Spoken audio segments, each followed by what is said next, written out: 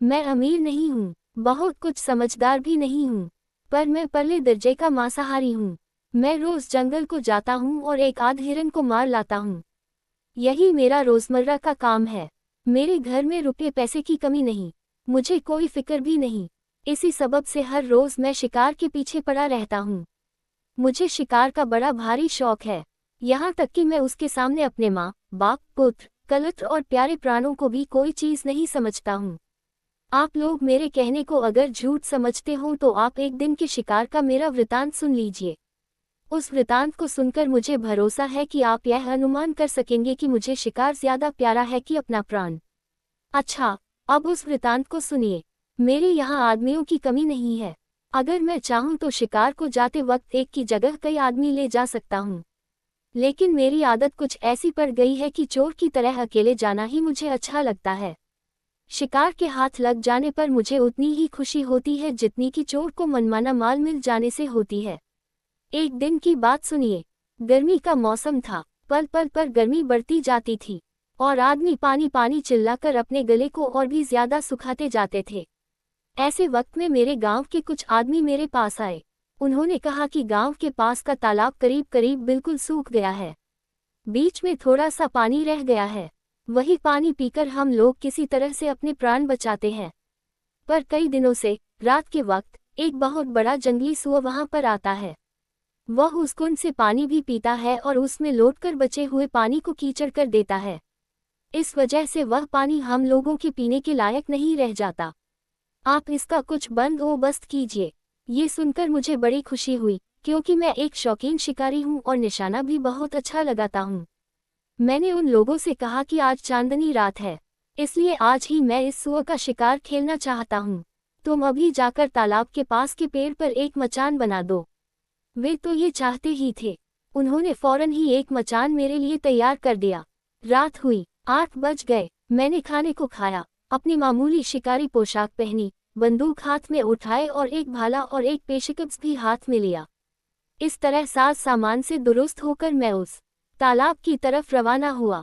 तालाब के पास पेड़ पर मचान को देखकर मैं खुशी से फूल उठा। भाले को मैंने उस मचान के ठीक नीचे गाड़ दिया और चढ़कर उसके ऊपर आसन जमाकर मैं बैठ गया। वहां पर मैं बिल्कुल अकेला था, मगर मैं बड़ा निडर हूँ।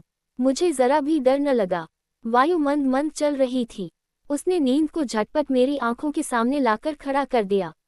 मगर मैं उसके काबू में आने वाला आदमी नहीं, इसलिए उस बेचारी को मुझसे 2 गज दूर ही खड़ा रहना पड़ा। इतने में कुछ दूर पर मुझे आहट मालूम हुई। मैं समझ गया कि वराह महाराज की सवारी आ गई। मेरा ये अनुमान ठीक निकला। तालाब के पास एक गुफा थी, वहीं पर वह सुअर आकर कंदमूल खोद खोद कर खाने लगा। मैंने अपनी बंदूक संभाली और इस ताक में लगा कि वह सुअर वहां से जरा और आगे बढ़े तो मैं उसे अपनी गोली का निशाना बनाऊं। इतने में एक और अजीब घटना हुई। जिस पेड़ पर मैं था उस पर एक बड़ा ही भयानक सांप चढ़ा। सांप काला था। वह धीरे धीरे मेरे मचान की तरफ बढ़ा और मेरे ऊपर चढ़ आया। मैं कांप उठा। मैंने समझा कि मेरी मौत आ गई, मगर मैं चिल्लाया नहीं और न उस सांप को अपने शरीर से अलग फेंक देने ही की मैंने कोशिश की। मैंने सोचा कि अगर मैं चिल्लाऊंगा या इस सांप को पकड़कर जमीन में पटकूंगा तो आवाज सुनकर वह सुअर भाग जाएगा। अब आप समझ गए होंगे कि जैसा मैंने ऊपर कहा है, मुझे अपने प्राण उतने प्यारे नहीं है जितना कि मुझे शिकार प्यारा है। मैं पत्थर का हो गया।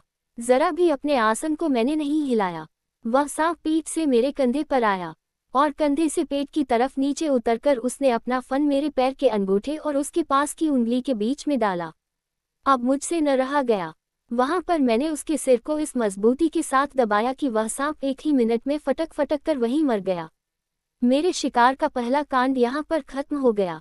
शुक्रराज अब तक उस गुफा के पास खोद ही खाद में लगे थे कि तालाब के पास पानी पीने के लिए एक भयानक भालू आ पहुंचा।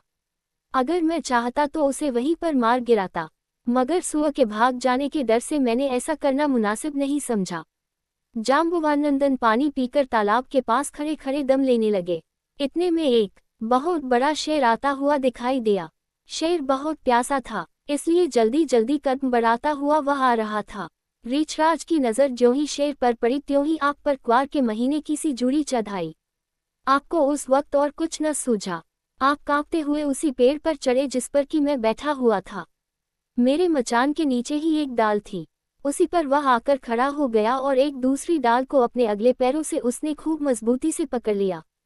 डर भी बुरा होता है। उस वक्त मारे डर के वह रीछ इतने जोर से कांपता था कि वह उतना बड़ा पेड़ भी हिल रहा था। मैं आपसे कोई बात छिपाना नहीं चाहता, मेरा बदन पसीने पसीने हो गया, मुझ पर खौफ गालिब हो आया। मैंने कहा कि अगर मैं शोर करूंगा या कुछ भी हाथ पैर हिलाऊंगा तो ये रीछ फौरन ही मुझ पर हमला करेगा। इसलिए साहस करके मैं वहीं पर जमा हुआ बैठा रहा। शेर तालाब के पास पहुंचा। पहुंचकर उसने अच्छी तरह पानी पिया। वह किनारे पर बैठ गया और अपनी मूंछें सुधारने और धीरे धीरे गुर्राने लगा। शेर मेरे मचान के बिल्कुल ही सामने था। यह हालत देखकर उस पर वार करने के लिए मैंने चाहता तो उसे वहीं पर मार गिराता, मगर सुअर के भाग जाने के डर से मैंने ऐसा करना मुनासिब नहीं समझा। जाम्बुवानंदन पानी पीकर तालाब के पास खड़े खड़े दम लेने लगे। इतने में एक बहुत बड़ा शेर आता हुआ दिखाई दिया। शेर बहुत प्यासा था, इसलिए जल्दी जल्दी कदम बढ़ाता हुआ वह आ रहा था। रीछराज की नज़र ज्यों ही शेर पर पड़ी त्यों ही आप पर क्वार के महीने की सी जुड़ी चढ़ाई। आपको उस वक्त और कुछ न सूझा। आप कांपते हुए उसी पेड़ पर चढ़े जिस पर कि मैं बैठा हुआ था। मेरे मचान के नीचे ही एक डाल थी, उसी पर वह आकर खड़ा हो गया और एक दूसरी डाल को अपने अगले पैरों से उसने खूब मजबूती से पकड़ लिया। डर भी बुरा होता है। उस वक्त मारे डर के वह रीछ इतने जोर से कांपता था कि वह उतना बड़ा पेड़ भी हिल रहा था। मैं आपसे कोई बात छिपाना नहीं चाहता, मेरा बदन पसीने पसीने हो गया, मुझ पर खौफ गालिब हो आया। मैंने कहा कि अगर मैं शोर करूंगा या कुछ भी हाथ पैर हिलाऊंगा तो ये रीछ फौरन ही मुझ पर हमला करेगा। इसलिए साहस करके मैं वहीं पर जमा हुआ बैठा रहा। शेर तालाब के पास पहुंचा। पहुंचकर उसने अच्छी तरह पानी पिया। वह किनारे पर बैठ गया और अपनी मूंछें सुधारने और धीरे धीरे गुर्राने लगा। शेर मेरे मचान के बिल्कुल ही सामने था। ये हालत देखकर उस पर वार करने के लिए मैंने अपनी बंदूक संभाली। इस बीच में वह सुअर गुफा की तरफ से चला और तालाब के पास आया। आहा, वह सुअर था कि हाथी का बच्चा। ऊंचाई में वह कोई 6 फुट था। उसके 2 दांत हाथी के दांतों के समान बाहर निकले हुए थे। वे इतने बड़े और मजबूत थे कि 3-4 फुट घेरे के तने वाले पेड़ को भी वह एक ही आघात में गिरा सकता था। उसे देखकर यह शंका होती थी कि कहीं प्रत्यक्ष दूसरे वराहजी तो नहीं अवतार ले आए। आपने शायद सुना होगा कि बड़े बड़े जंगली सुअर शेर से नहीं डरते। सुअर के पैने पैने प्रकाशमान दांतों को देखकर शेर को सुअर पर हमला करने का साहस नहीं होता था। सुअर को सामने आता देख मेरे शिकारी जोश ने जोर पकड़ा। उस भयानक अवस्था में भी मैंने कंधे पर बंदूक रखी और सुअर को लक्ष्य करके गोली छोड़ दी। यकायक दन की आवाज हुई। सुअर को गोली लगी, मगर उसने समझा कि सामने बैठे हुए गुर्राने वाले शेर ने मुझ पर यह चोट की है। बस एकदम वह शेर पर टूट पड़ा। दोनों में बड़ा भयानक युद्ध हुआ। आखिरकार वनराज को शुक्रराज की कराल डारों का चबैना हो जाना पड़ा। इधर मेरी गोली के आघात से विराहजी भी स्वर्गलोक को सिधारे। यहाँ पर मेरे शिकार का दूसरा भी कांड समाप्त हुआ।